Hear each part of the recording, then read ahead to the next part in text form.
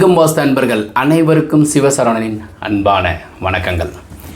மேற்க பார்த்த அருமையான 2BHK உள்ள ஒரு வரைபடம் பார்க்குறதுக்கு முன்னாடி புரட்டாசி மாதத்தில் மகாலயபட்ச அமாவாசை முடிகிறதுக்குள்ளே கண்டிப்பாக முன்னோர்களுக்கு தர்ப்பணம் திதி உறுதியாக ஒரு முறையாவது கொடுத்துருங்க. ஈசான மூலையில் வீட்டினுடைய ஈசான மூலையில் விளக்கு ஏற்றுங்க. சுத்தபத்தமாக வீட்டில் வச்சுக்கோங்க. முன்னோர்கள் பித்ருலோகத்திலேருந்து நம்ம வீட்டுக்கு வருவாங்க. இப்போ வரைபடத்தை பார்ப்போம். 25 அடி 10 அங்குலத்துக்கு 50 அடி உள்ள அருமையான வெஸ்ட் ஃபேஸிங்கில் இருக்கிற ஒரு நல்ல வரைபடம். இதில் ஈசான மூலைங்கிறது இது நார்த் ஈஸ்ட் குரு ஆட்சி பண்ணுறாருங்க. சவுத் ஈஸ்ட் சுக்கிரன் ஆட்சி பண்ணுறாரு. கன்னி மூலையில் ராகு ஆட்சி பண்ணுறார். சவுத் வெஸ்ட் நார்த் வெஸ்ட் வாயு மூலையில் சந்திரன் ஆட்சி பண்ணுறார். ஈசான மூலை குளிர்ச்சியாக இருக்கணும். ஸோ ஈசன் சிவன் சொத்து குலம் நல்லா இருக்காதுன்னு சொல்லுவாங்களே, சிவன் சொத்துங்கிறது ஈசானிய சொத்து, ஈசான மூலைங்கிறது தான் சொல்லப்பட்டிருக்கு. அதே மாதிரி ஒரு சிலர் சொல்லுவாங்க மூல நட்சத்திரத்தில் ஆண் மூலம் அரசாளும், ஆணியில் பிறந்த மூலம் அரசாளும் அப்படின்னு தான் சொல்லியிருக்கு.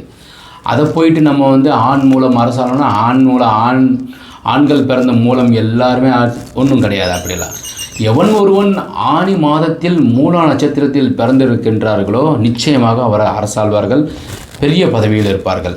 அதே மாதிரி சட்டியில் இருந்ததானே அகப்பைக்கு வர்றதுக்குன்னு சொல்லுவாங்க. சஷ்டியில் விரதம் இருந்தால் அகப்பையில் கர்ப்பம் உண்டாகும். யாருக்கெல்லாம் குழந்தை பாக்கியத்திற்கு தடை இருக்கோ அவங்கெல்லாம் இப்போ இந்த தீபாவளி அப்போ கந்த சஷ்டிக்கு 7 நாள் விரதம் இருந்து நிச்சயமாக 7ஆவது நாள் நம்ம உணவு அருந்துறோம்னாக்கா உடல் ஆரோக்கியமாக இருக்கிறவங்க அந்த மாதிரி செய்யுங்க. இல்லைன்னா ஒரு வேளை அல்லது 2 வேளை உணவு அருந்தாமல் இருந்து கந்த சஷ்டி பாராயணம் ஒரு நாளைக்கு 4-5 முறை சொல்லிக்கிட்டே இருங்க. நிச்சயமாக அகப்பையில் கர்ப்பம் உண்டாம்.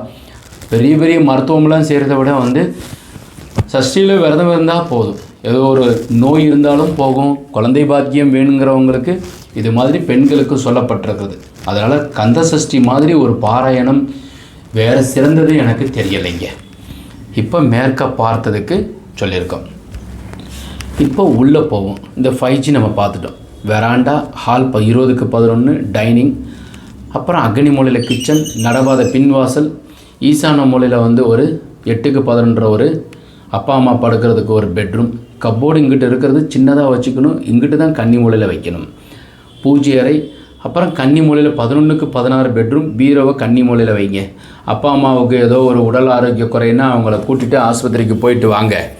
அவங்க நீங்கள் போங்க அப்படின்னு சொல்லிட்டு அனுப்பி வைக்காதீங்க. அவங்களோட எப்போவுமே ஒரு 10 நிமிஷம் உட்காந்து பேசுங்க. அப்பா அம்மாவோட மாமனார் மாமியார்கிட்ட அட்லீஸ்ட் ஃபோன்லையாச்சும் பேசுங்க. நிச்சயமாக நீங்கள் ஒன்றும் குறைஞ்சி போயிட போகிறது கிடையாது. ஏன்னா நிறைய சம்பாதிக்கிறீங்க, ஓடிக்கிட்டே இருக்கிறீங்க. அவங்களோட ஒரு 10 நிமிஷம் பேசுனீங்கன்னா நலமாக இருப்பீங்க. அவங்க நீங்கள் எதுவுமே அவர் காசு பணம் கொடுக்கல, நீங்கள் தான் சொந்தமாக இந்த வீடு கட்டியிருக்கீங்க. அவங்களுடைய பிளெஸ்ஸிங்ஸ் இல்லாமல் உங்களால் வீடு கட்டிட முடியாது நண்பரே. தயவு செய்து அவங்களோட பேசுங்க. அவர் என்னை திட்டிக்கிட்டே இருக்கார். ஒரு சிலர் வயசாகிருக்கும், மருமகளை எப்போ பார்த்தாலும் ஏசிக்கிட்டே இருப்பாங்க. மாமனாரோ மாமியாரோ திட்டுறது எல்லாமே கழிவு நீக்கம். உங்களை பார்த்து பார்த்து திட்டணும். அவங்க மறைஞ்சு திட்டினாக்கா அது பலிக்காது. டேரெக்டாக திட்டினோம்னா உங்களுக்கு ஏதோ ஒரு கெட்டது வர்றது போகுதுன்னு நினச்சிக்கோங்க. இந்த வீடியோவிலேருந்து அவங்க கவனமாக என்னை திட்டாங்களா சந்தோஷம், உங்களுக்கு ஏதோ ஒரு கெட்டது ஒன்று வரப்போகுது, அது மறைஞ்சு போயிடுச்சு. அதை நினச்சி நீங்கள் மன அழுத்தம் ஆக வேண்டிய அவசியம் கிடையாது. உங்கள் மனைவிகிட்டையும் சொல்லுங்கள், உங்கள் பொண்ணுக்கிட்ட சொல்லுங்கள். இந்த மாதிரி திட்டிக்கிட்டே இருக்க ஒன்றும் பிரச்சனை இல்லைப்பா, நல்லது நடக்கும்ப்பா. நமக்கு அவங்களுடைய கழிவு தேக்கமும் வெளியே போகுது, உனக்கு வர வேண்டிய கஷ்டமும் நீங்கிறது. Kitchen 11க்கு 9:45 கன்னிமூலை bedroom. இது ஒரு அருமையான வரைபடம் பார்த்துட்டோமா. அதுக்கப்புறம் இது மேற்க பார்த்தது மிதுனம் துலாம், அதுக்கப்புறம் கும்பராசிக்காரர்கள். சனியினுடைய ஆதிக்கம் நடந்துகிட்ருக்கு. சனிக்கிழமை தோறும் புரட்டாசி மாதத்தில் பெருமாள் வழிபாடு பண்ணுங்கள்.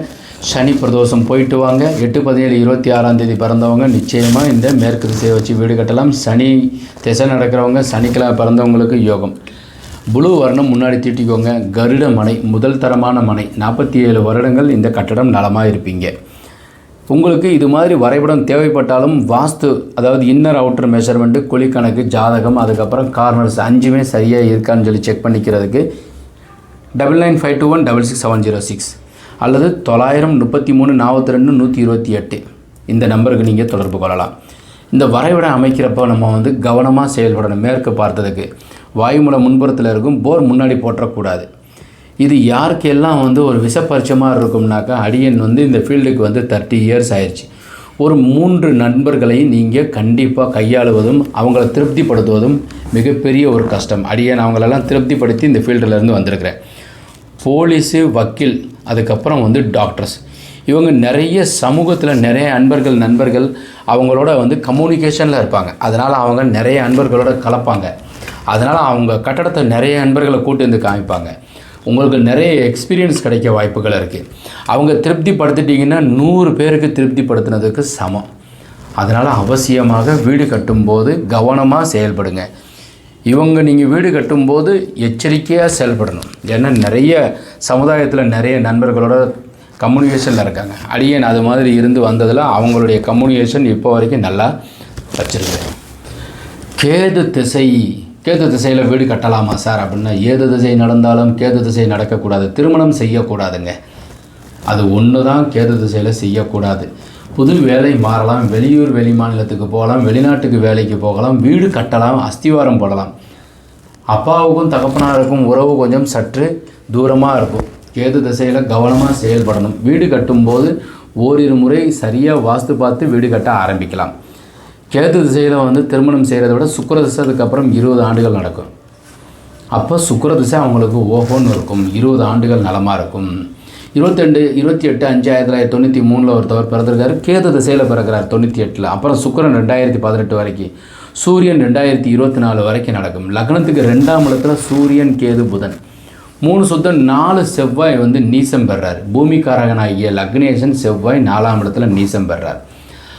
அதுக்கப்புறம் 5, 6ஆம் இடத்துல குரு இருந்து 12ஆம் இடத்துல சுக்கிரன் உச்சம் பெற்றவரை பார்க்குறார். 11 சனி ஆட்சி, லாபஸ்தானத்தில் சனி ஆட்சி பெற்றிருந்தால் லாபங்கள் அதிகமாக இருக்கும். இது ஒரு அருமையான ஒரு வரைபடம். இது ஜாதக அமைப்பு.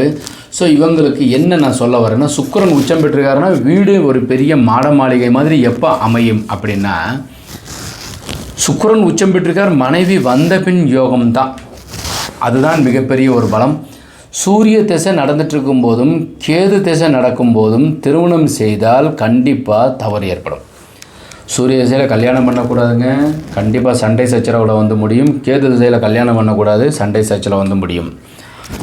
அப்போது 2024 வரைக்கும் திருமணத்திற்கு உண்டானது காலதாமதம் ஏற்படுத்தி கொள்வது நல்லது. இது வந்து 28/5/1993 பிறந்த சூரிய திசையில் 2024 அவங்களுக்கு இது வந்து மதன் கௌரி அப்படின்ற ஒருத்தவர் யூடியூப்பில் வந்து சக்கப்போடு போட்டுட்ருக்கிறார். அருமையாக பேசிகிட்டு இருக்கிறார். நல்லா ஒரு தகவல்கள், சுவாரஸ்யமான தகவல்கள் சொல்லிகிட்ருக்கிறார்.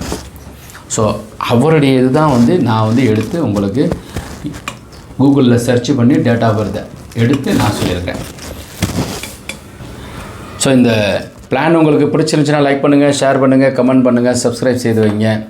வாஸ்துள்ள வீட்டில் வசிப்போம், வளமுடன் வாழ்வோம். மீண்டும் நாளை ஒரு அருமையான வரைபடத்துடன் சந்திக்கின்றேன். வணக்கம்.